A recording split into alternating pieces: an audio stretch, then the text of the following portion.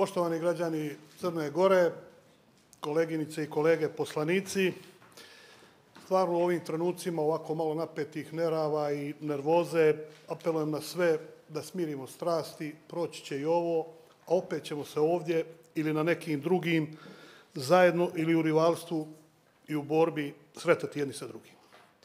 Nije sudnji dan, niti ovog parlamenta, niti bilo koje političke karijere i odmah na početku bih se obratio predsjedniku Bečiću. Gospodine Bečiću, iskreno da kažem, a to govorim uvijek onako kako mislim, mi više imali smo više razloga da vas ne izaberemo nego da vas smijenimo. Prema tome, zbog, znate, kojih stvari i nekih odnosa u partiji, to valjda najozbiljnije, bez ikakve uvrede, razumijete našu poziciju, ali mi je bilo taj dan ovdje simpatično, bez znanja u koaliciji, predloženi ste i mi smo bez jedne riječi vas podržali, potpisali, izabrali i glasali i nemamo ništa protiv toga. I moram reći da ste vi vodili, po meni, na zadovoljavajući način ovaj parlament i da, kao što sam rekao na početku, mi nemamo nikakvih razloga i nećemo glasati za vašu smjenu. Evo, toliko bih o tome i mislim da me razumijete.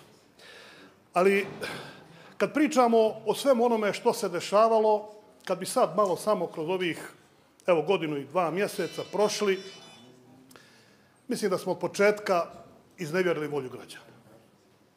Niko nije od građana glasao u Crnoj Gori da budu ministri oni koji su bili i da ne budu oni koji su bili na listama. Glasalo se za 3 koalicije koje su pobijedile. Da li je splet okolnosti doveo do toga da bude tako? Jeste. Jesmo li mi podržali pod pritiskom javnosti? Jesmo. Da li je bilo dobrih stvari u vladi? Jeste. Da li je bilo lošega? Jeste. Da li je bilo dobrih ministara? Jeste.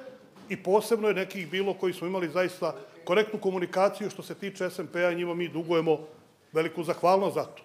Da li je bilo onih koji apsolutno nisu komunicirali sa SMP-om od premijera pa nadalje? Jeste. Kad je iznevjerena volja građana Crne Gore, prvi put iznevjerena je kad je smijen Leposavić sa glasovima DPS. Tada smo svi trebali da kažemo break, stop, time out. Ovako dalje ne možemo. Šutali smo tada i došli smo ovdje gdje smo došli. I današnjim rezultatima moramo konstatovati potpuni neuspjeh ove koalicije, ove vlade i onoga od čega smo počeli u decembra 2020. godine.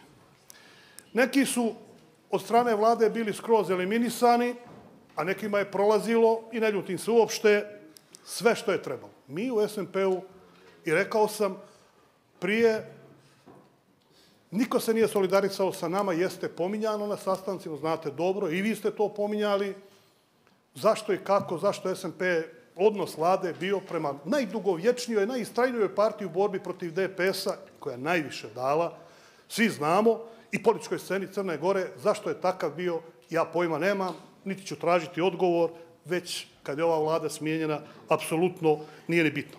Ali smo mi u našoj ozbiljnosti da sve ovo traje imali strpljenja i trpjeli smo ne radi nas, nego radi opšteg dobra. Da smo mi bili naoštreni i onako plahoviti kao što ovih dana prejako lete teške riječi od jednih do drugih, bez ikakve potrebe, mi bi sigurno još davno ovu vladu srušili i glasali nepovjerenje. Ono što je najbitnije, i vjerujte mi, imam životnog iskustva iz niz oblasti, najmanje u politici. I tu, ako što pogriješim, nadam se da me razumijete.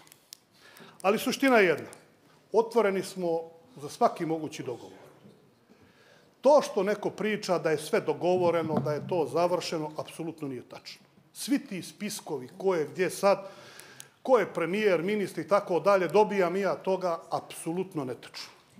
Apsolutno netačno, bar što se tiče SMP-a. Dalje ja ne mogu. Da smo otvoreni i da činimo sve da nađemo rešenje, potvrdit će i Milan Knežević i Andrija Mandić na jučerašnjem razgovoru koji smo imali. Veoma konstruktivnom, da vidimo što ćemo.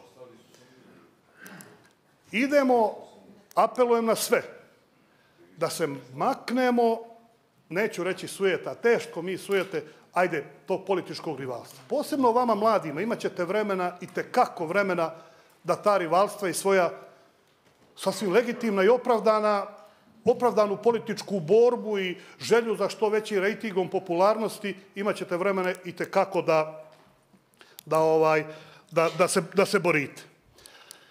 Ako možemo da nađemo rešenje, evo, ko što sam rekao prije, SMP ne traži ništa, kao što smo bili prvi kad smo rekli da ne tražimo ništa, i to ima zabilježeno, nek se formira vlada ako je problem SMP. To svi znamo. Ako je Demokratski front, evo i mi sad pristajemo, mogao, iako smo svi mi potpisali, a ne znajući dobro bivšeg, evo sad mogu reći, premijera, da mu damo podršku da formira vladu na koju je on htio, a zašto ne bi mogli i sad da kažemo ajmo da odradimo nešto, samo da ostanemo ljudi, da ne iznevjeravamo volju građana. I ovdje pritisak SMP je otišao tamo, otišao je ovamo, SMP će učiniti ovo ili će učiniti ono. Ja nijesam vlasnik SMP-a. SMP je demokratska partija. SMP ima striktno svoj statut kako se donose odluke. I mi ne trčimo unaprijed, jer ne možemo. A da je neko rekao kad ste vi 5. februara 2015. godine, gospodine Bečiću, napuštali i otišli iz SMP-a, pa i tada je bilo priče da nikad s demokratama ni slučajno ništa. A mi smo glasali za vas za predsjednika. I to je veličina gdje se mora poštovati. Vi znate dobro dok ste bili u SMP-u rasprava da u statut uđe da nećemo nikad sa DPS-om, pa nije to ušlo u statut SMP-a. I mi i dalje želimo da gradimo povjerenje i da pričamo o svemu onome što može Crnu Goru okrenuti boljoj budućnosti. Tome smo najviše posvećeni. Ovo ostalo će sve proći iza nas. Dakle, vjerujem da svi, ali svi možemo smoći snage da iznađemo rešenje na zadovoljstvo građana, a i onaj put koji je profesor Radulović prije mene rekao, da Crna Gora krene dinamično prema Evropi, da Crna Gora se stabilizuje i moramo se miriti. Nijesam džabe rekao, ne možemo do vijeka u rovovima. Nemamo pravo niko od nas da Crnu Goru ostavi nerazvijeniju, neuređeniju, posvađaniju nego što smo je naslijedili. Mi smo onda svi loši političari, loši rukovodioci, bez obzira šta o sebi pojedinačno ili ukupno mislili.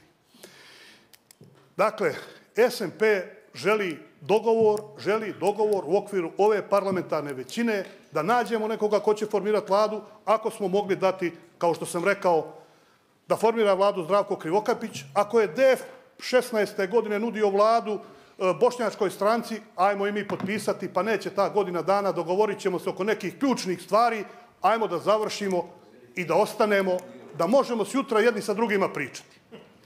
A kad se ovdje pominjete i priča se, evo, pa se pozivamo na Marka Miljanove i tako dalje. Ja ću ispričati za kraj jednu priču kako veliki ljudi, a ne znam da li su bili pismeni komšije, dva moja zemljaka iz Pive, dobri domaćini, dobri ljudi, posvađali se i došlo do vrlo teških riječi. I onda odu na sud u Šavnik. Bio srez Durmitorski. Dođu tamo, jedan došao prvi, drugi ulazi u kafanu, puna kafana, samo u jednom ćošku sjedi ovaj koji je došao prvi, a samo jedan sto u drugom ćošku kad je došao ovaj drugi na sud. I ovaj drugi, čuvajući čast i dostojanstvo Pivljana, da se ne bi u Šavniku zezali kako su došla dva Pivljana i sjeli u dva različita ćoška, on pravo ode kod njega, sjede i kaže ćuti da se ne brukamo ovdje, ako se brukamo u selu, popiju kafu i rakiju, povuku tužbu, zajedno se vrate i ostanu prijatelji do kraja života kao što su bili prije svađe. E to su primjeri čostva i junaštva, ko što je pisao Marko Miljanov. Zato apelujem na sve vas. Ajmo, gledajmo, promijeniti ne možemo ono što je bilo, ali možemo napraviti nešto bolje da se nikad ne ponovi ono što je bilo. Hvala vi se. Zahvaljujem se kolegi Jokoviću. Sada u ime kluba